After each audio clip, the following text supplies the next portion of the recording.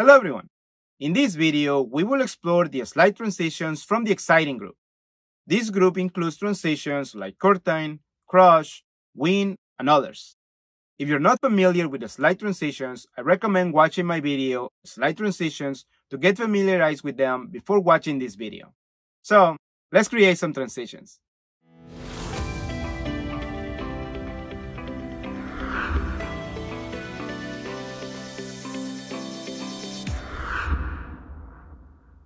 On this presentation, we have few slides that we will use as an example to add some transitions from the exciting group.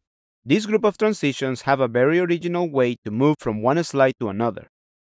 Be aware that some of them can be considered playful, so they won't look good on a professional presentation.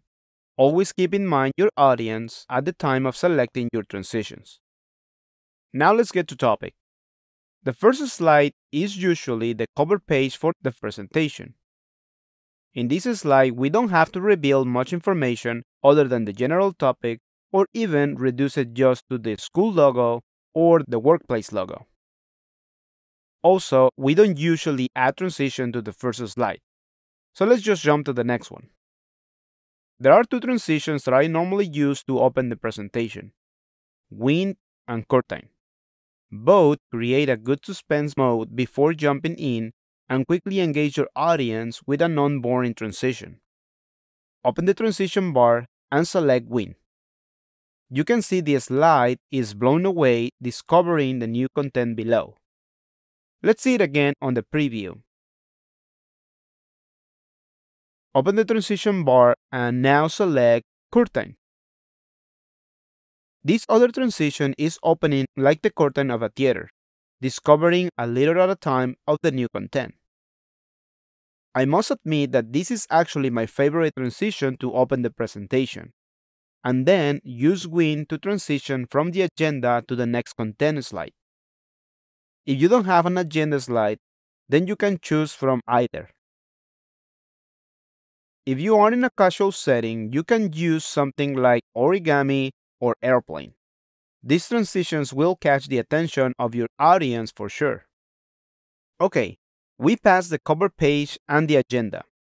We're right in the content. These next two slides on the presentations talk about why we want our audience to start using OneNote and stop using paper notes. My suggestion here is to use transitions that will enforce the point. For example, we can use the transition crush.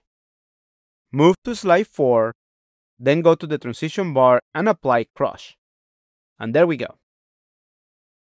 We can also use the transition fracture. Go back to the transition bar and apply the transition, and then preview.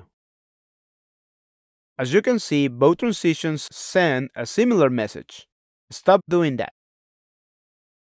On the next slide, we start talking about what is OneNote. So we're changing the topic.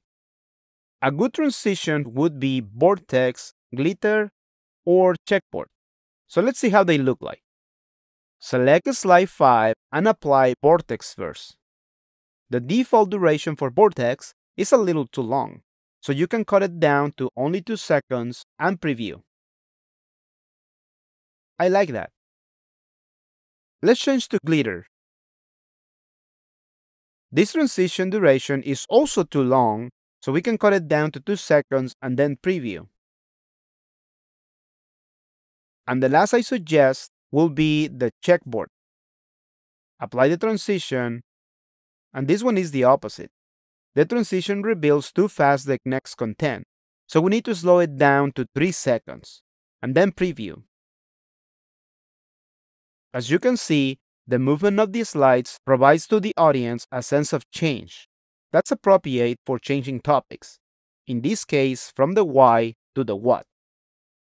Now, if you have several slides that contain related information, the suggestion is to use transitions that offers an easy or soft transition, like page scroll, fill, or dissolve.